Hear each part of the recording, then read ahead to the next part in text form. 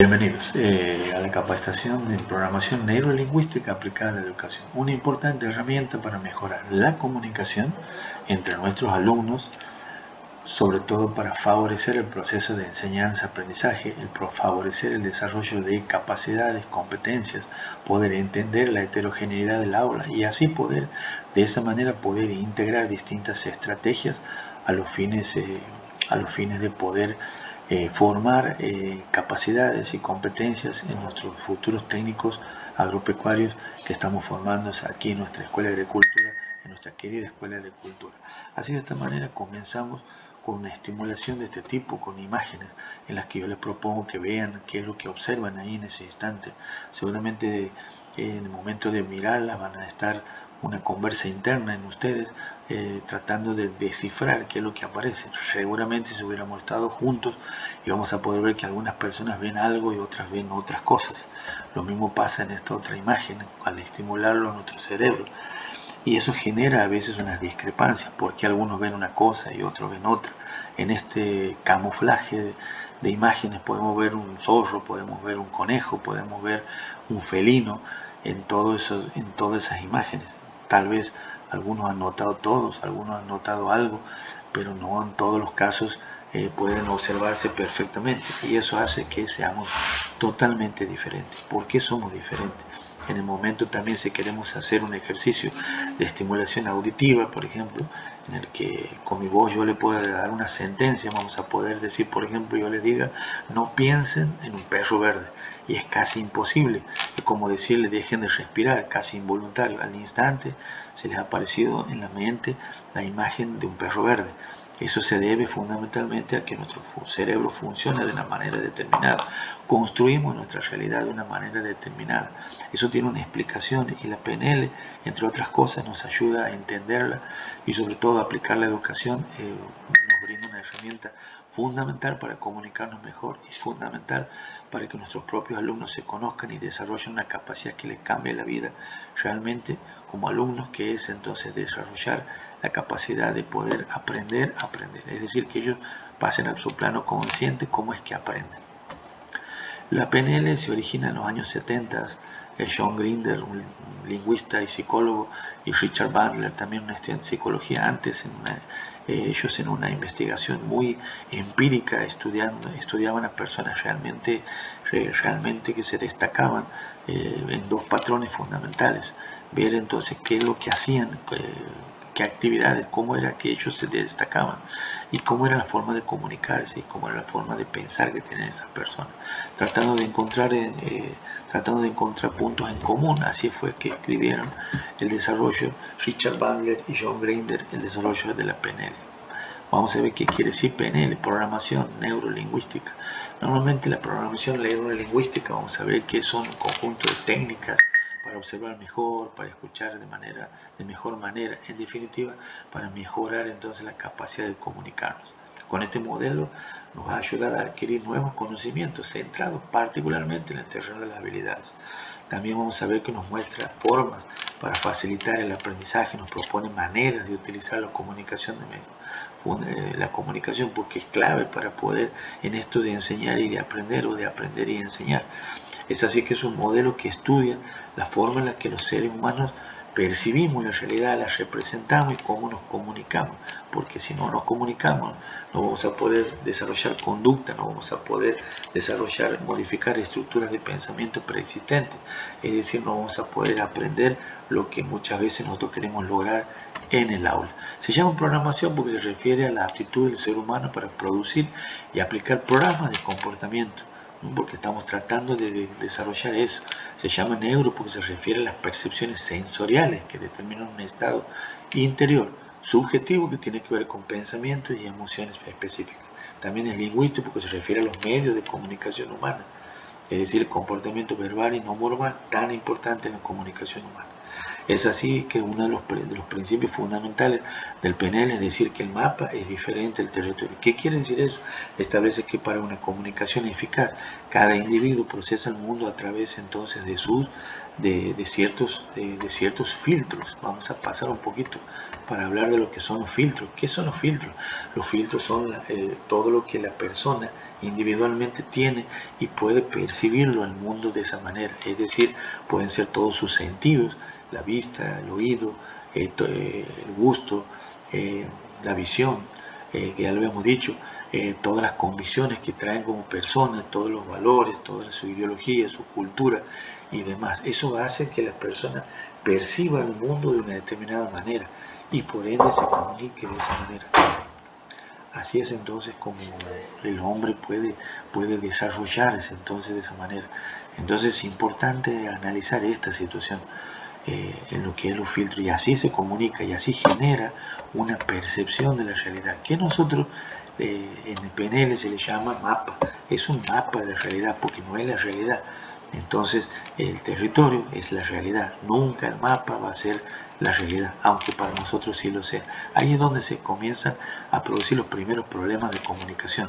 Los mapas sobre esa misma realidad que nos toca confrontar e interactuar con personas, ya sea en el aula o en la vida diaria, hacemos que haya un cortocircuito entre esas distintas percepciones del mundo. Entonces eso hace que las comunicaciones se haga difícil, se haga compleja, se haga diferente y comiencen los problemas, sobre todo de comunicación, que derivan en problemas de aprendizaje en el aula. ¿Sí? Eso es importante. Normalmente es importante ver que muchas las veces nosotros hacemos foco en qué aprendemos y no tanto cómo lo hacemos. Por eso es importante desarrollar la metacognición. Aprender a aprender es muy importante. Para aprender es importante que nosotros reconozcamos 4 requisitos. Reconocer que no sabemos, o sea, un cierto nivel de ignorancia que nosotros tenemos en nosotros. Reconocernos ignorantes, eso es en determinado área del conocimiento. Otro requisito es encontrar a alguien de quien podamos aprender, un maestro, una persona que nos pueda enseñar, un par, un maestro, un especialista. Mantener una predisposición emocional es importante para favorecer el aprendizaje y comenzar a practicar lo que se quiere aprender para poder incorporarlo. Eso es clave en el proceso de metacognición y debe pasar al proceso consciente de cada uno de nuestros alumnos. Por eso nosotros lo podemos destacar y definir aquí entonces de esta manera. Sobre todo PNL, al comunicarnos mejor, nos favorece a esa predisposición a motivarlos. Al comunicarnos mejor, podemos predisponerlos para los aprendizajes. Así entonces vamos a ver que nuestro cerebro está dividido en ciertos cuadrantes, de los cuales la metacognición trabaja para fluidizar esos aprendizajes, y la metacognición favorece que estos cuadrantes se mantengan unidos. ¿Qué son estos cuadrantes? El sé que sé es todo lo que yo sé que conozco: sumar, restar, hablar, escribir, cantar una canción. Eso es lo que se llama competencia consciente. Todo lo demás pasa desde la competencia inconsciente, el de decir sé que no sé, es una incompetencia consciente, o decir no sé que sé, es una incompetencia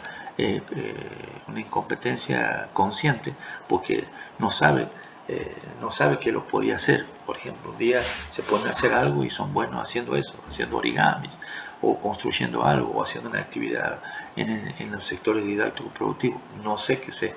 Y la última, no sé que no sé, es una incompetencia inconsciente.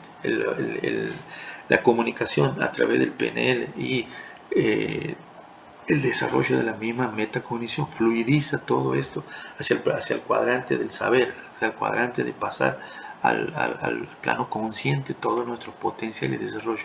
Eso es desarrollarlo potencialmente a nuestros alumnos y nosotros mismos en el proceso. Eso es lo bueno, la magia de la enseñanza y el aprendizaje, que uno enseña aprendiendo y aprende enseñando, como le decía nuestro gran pedagogo Paulo Freire. En lo que refiere a los mapas como ya hemos dicho, fundamentalmente se refiere en PNL al mapa, a esa construcción construida de la percepción a través de nuestros sentidos, de toda nuestra historia personal que nosotros definimos como realidad. Y nunca esa realidad construida por nosotros es exactamente la realidad. Nosotros todos de manera diferente tenemos distintos mapas o construcciones. Nosotros tenemos que ser capaces de poder para comunicarnos mejor con nuestros alumnos y poder enseñar y aprender, poder librar esos filtros, librar entrar y conocer esos mapas que ellos construyen en realidad para poder comunicarnos mejor. Así de esa manera podemos eficientizar el proceso de aprendizaje. Esto de los filtros ya lo habíamos visto. Entonces, esto es importante, que las personas, vamos a ver que no actúan directamente sobre lo que denominan realidad, sino sobre una representación de ella. Es el mapa mental que tienen de esa relación. Eso es importante. En el momento que nosotros podamos trabajar en la misma sintonía, es decir, es conocer ese mismo mapa de su realidad. Entonces ahí en ese momento vamos a poder entender cómo es que podemos comunicarnos mejor con cada uno de ellos. Entonces, comunicarnos es fundamental para poder enseñar y aprender. A diferencia del modelo tradicional, la comunicación dice que la fase activa de la comunicación es el habla, pero lo que valida el habla es el escucha. Por eso el PNL dice que hay que saber escuchar para comunicarnos, o escuchar es oír más que interpretar.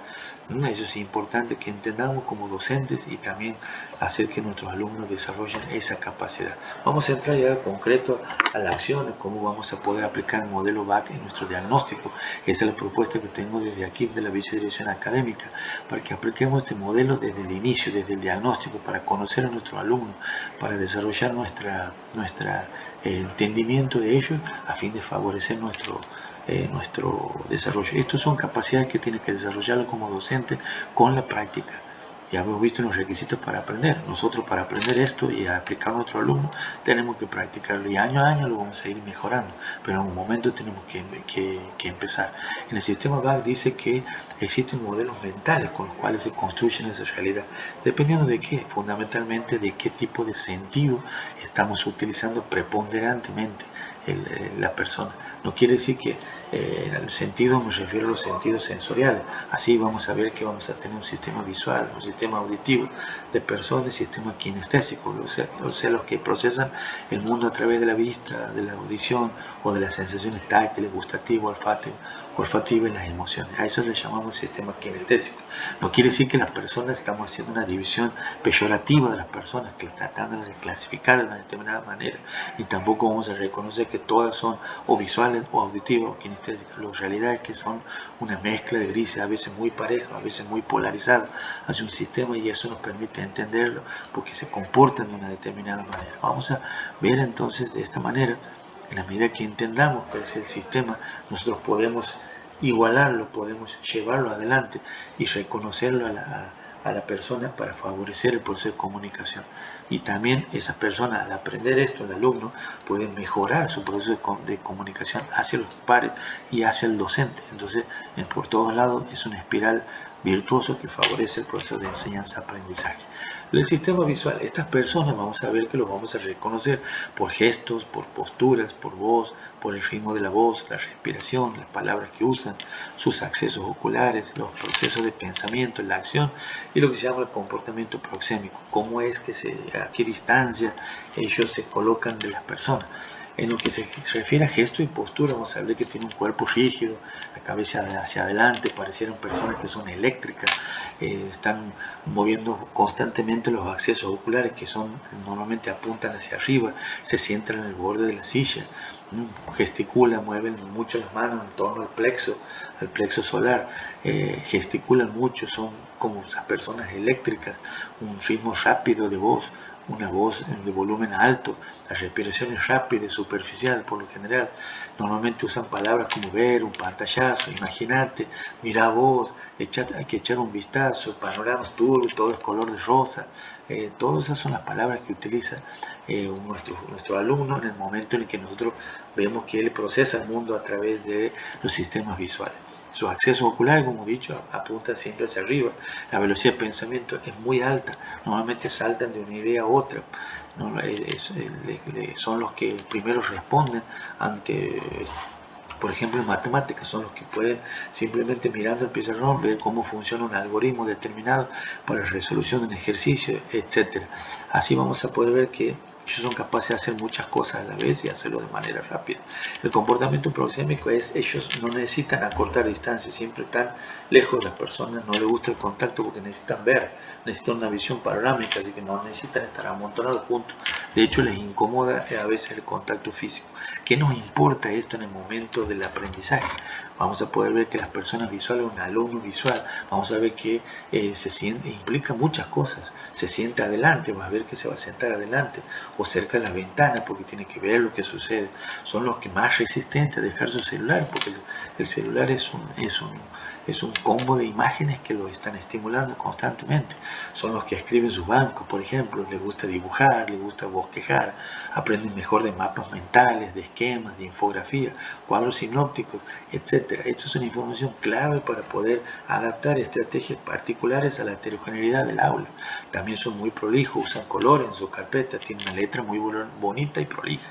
Son muchas veces en cuanto a su aspecto van a saber que les gusta cambiar el color de su cabello, cuidan mucho su presentación, se suelen tatuar y les gusta mucho su outfit, o sea, cómo vienen presentados en la escuela. Les gustan mucho los profesores que usan pizarrones, imágenes, videos. A ese tipo de profesores les parecen fascinantes, a ellos van a ser sus mejores profesores. Suelen aprender rápido los algoritmos, como ya hemos dicho, simplemente viéndolos, y son buenos en exámenes escritos. Son sensibles a la comunicación gestual y postura, es decir, con una mala cara que nosotros le hagamos, lo podemos predisponer mal para el aprendizaje, o algún gesto que nosotros ellos ya lo están interpretando porque se están mirando constantemente, están viendo e interpretando todo esto. Esto es importante y ahí vamos conociendo a un tipo de nuestros alumnos. El otro tipo de sistema es el sistema auditivo, el otro modelo mental. En cuanto a su postura, vamos a ver que el cuerpo un poco más distendido, la cabeza hacia atrás o inclinada. Vamos a ver que si nosotros hacemos recuerdos de la posición de los alumnos en el aula, vamos a ver que muchos que tienen la cabeza inclinada. Pues más, algunos de los que están escuchando este video en este momento están con la cabeza inclinada. ¿Por qué? Porque son auditivos, son personas que favorecen así por medio de la postura del cuerpo la audición. Los hombros siempre están en posición intermedia a la altura del plexo solar y normalmente tenemos, se señala la zona de las orejas, tiran un poquito el cuerpo hacia atrás, todo tiene que ver con mejorar la audición. Su volumen de voz es medio, no hablan muy fuerte a pesar de que lo estimula el sonido. Su ritmo es intermedio, respiración también intermedia. Le gusta decir palabras como oíme, me suena, me hizo clic, llamame, tengo que hablar con vos. Le gusta discutir, le gusta debatir. En cuanto a sus accesos oculares, miran hacia los costados, línea horizontal y hacia los costados donde mueven sus accesos oculares. Velocidad de pensamiento es secuencial, por etapas. Eso es el proceso de pensamiento. Y la distancia es intermedia. No están ni muy cerca ni muy lejos de su interlocutor. ¿Sí? Hacen una cosa a la vez. Así es un auditivo. Eso es en un alumno. ¿Cómo es que esto nos puede impactar? Suele sentarse con la cabeza hacia un lado, como he dicho, para escuchar mejor. Le gusta la música, le gusta bailar, le gusta cantar. Es importante para los profes esto en los actos. Son buenos lectores. El tono de la voz y las palabras que usan para enseñarle y corregirlo es clave, porque tal vez un tono de voz o una palabra mal utilizada lo puede generar un conflicto en el aula, sobre todo para reprimirlo, para regañarlo, digo, sobre alguna actitud que no quiere que se repita. Eso es importante.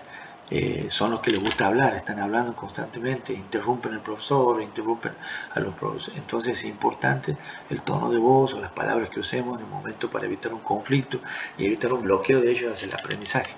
Son los más resistentes a dejar sus celulares y sus auriculares, perdón.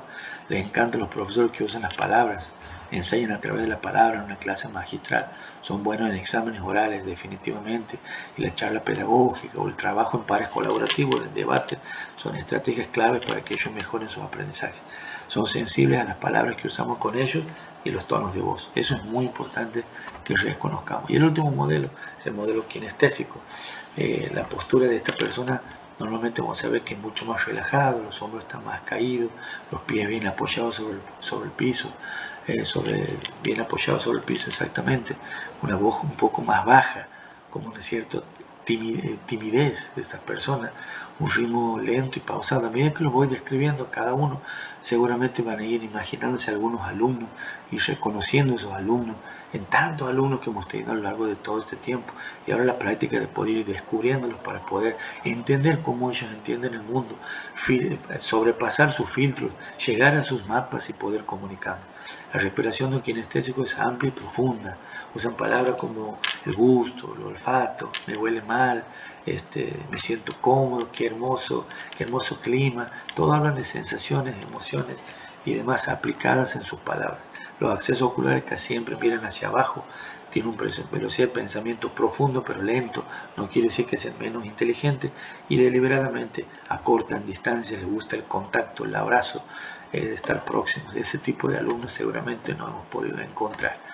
Por lo general los alumnos kinestésicos suelen sentarse al fondo, son callados y retraídos. Normalmente les afectan los olores y los aromas en los ambientes, así como la comunidad en sus aulas, para bien o para mal. También ahí en este momento, mientras vamos repasando todos estos sistemas, los mismos profesores que están escuchando este video están reconociendo como en un determinado modelo y están encontrando respuestas a su comportamiento en el aula también. Eso es lo bueno, que lo podemos ir reflexionando. Los kinestésicos son buenos en el análisis, reflexiones, sobre todo propioceptivas. Aprenden haciendo, son alumnos ideales para la formación técnica. Necesitan el contacto físico en sus comunicaciones, una palmada, un abrazo puede ser determinante para mejorar su autoestima, su confianza en el aprendizaje. Son buenos en educación física, en deportes y bailando también.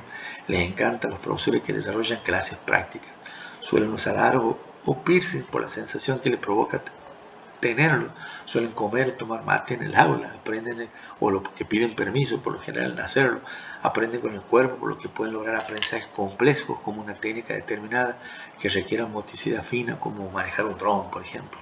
En este caso, el aprendizaje kinestésico hay muchos alumnos van a ver que directamente mueven sus dedos, con su cuerpo han aprendido a mover sus dedos para escribir un mensaje en el WhatsApp, o el aprendizaje kinestésico es cuando aprendemos a andar en bicicleta.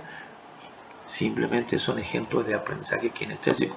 Son bastante complejos, pero lo podemos hacer utilizando nuestro cuerpo. Es importante ver entonces que a la medida que nosotros conozcamos a nuestros alumnos, podemos entender ahora de esta manera su diversidad, la heterogeneidad. El docente tiene que ser capaz de enseñar el contenido entonces de 3 maneras diferentes. Tiene que poderse enseñar de 3 maneras diferentes. Tenemos que enseñarle para los visuales, tenemos que enseñar el contenido a través de un video o del uso del pizarrón. Repetir el contenido en una otra estrategia, en unos 40 minutos, unos 20 minutos, de una manera, con una actividad determinada, orientada hacia los auditivos, por ejemplo una lectura en voz alta, un debate, un trabajo en pares colaborativo, y al fin y al cabo también a través del mismo contenido enseñarlo de una manera kinestésica, hacia los kinestésicos, es decir, haciéndolos desarrollar una determinada actividad en donde nosotros podamos hacer esto. Pizarrón, explicación en un profesor de matemáticas sencillo, pizarrón, explicando, video, explicando, luego de esto una oralidad de un debate en un par colaborativo de cómo resolver un determinado problema, y tercero, ejercicios de aplicación a través de un trabajo práctico. Resulta muy sencillo, por ejemplo, en el ejemplo de esto, hasta para secuenciar la didáctica de una clase o de lo que vamos a hacer en una clase, nos está ayudando al PNL al estar entendiendo este comportamiento de cómo son nuestros alumnos.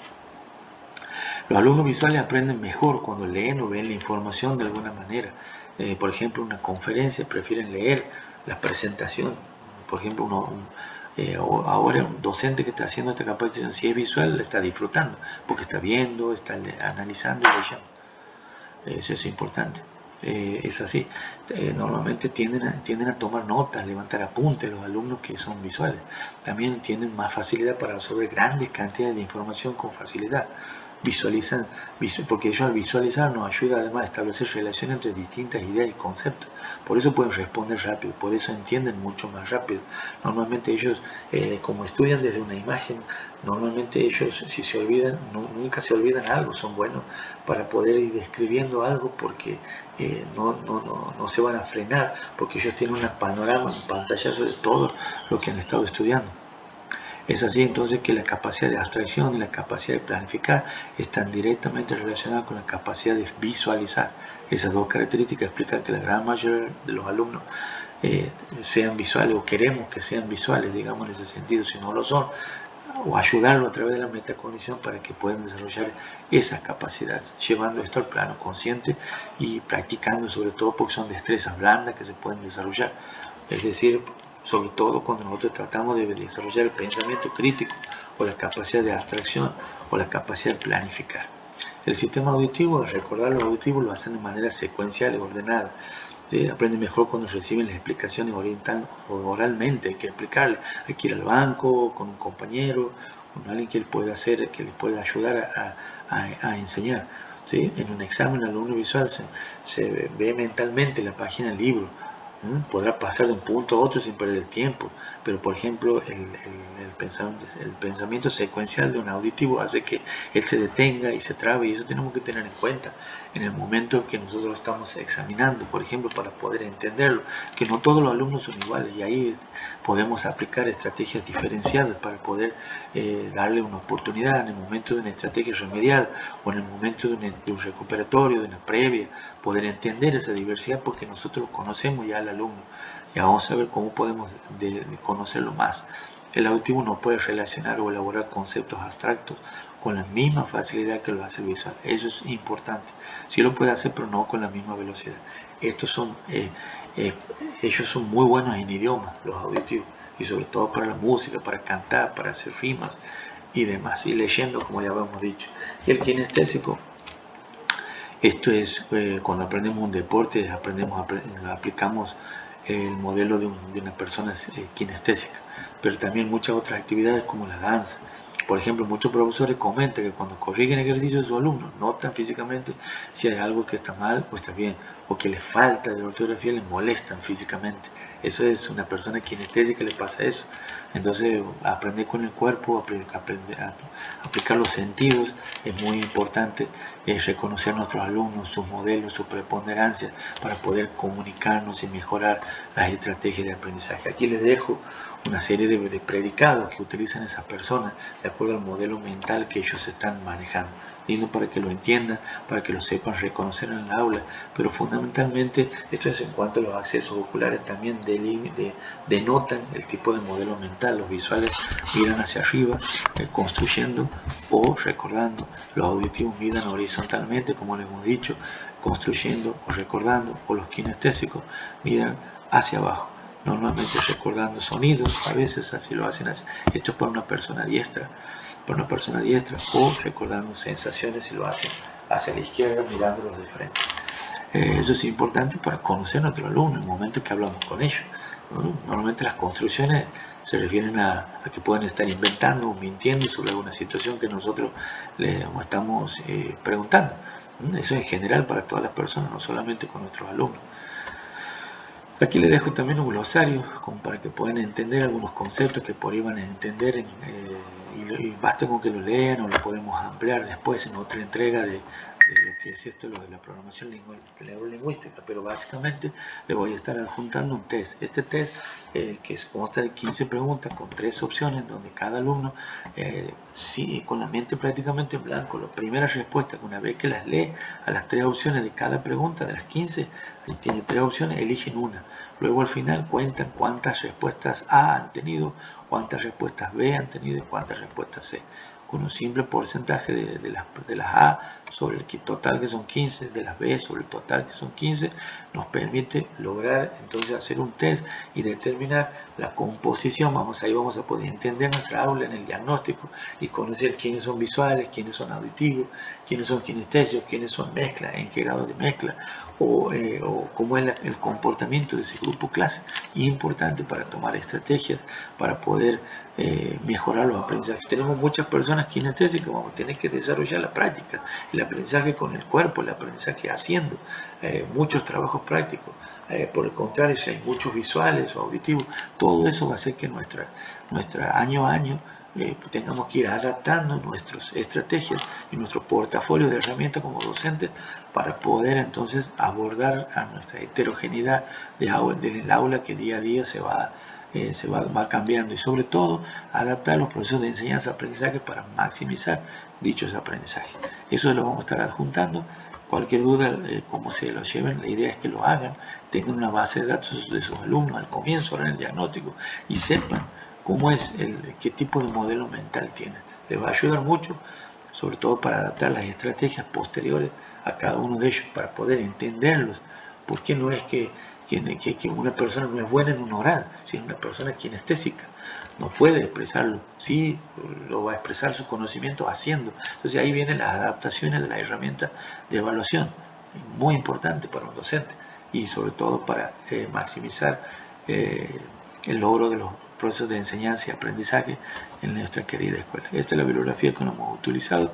Y bueno, muchísimas gracias por su atención y espero haberle dado una herramienta útil para seguir creciendo en la EAJA.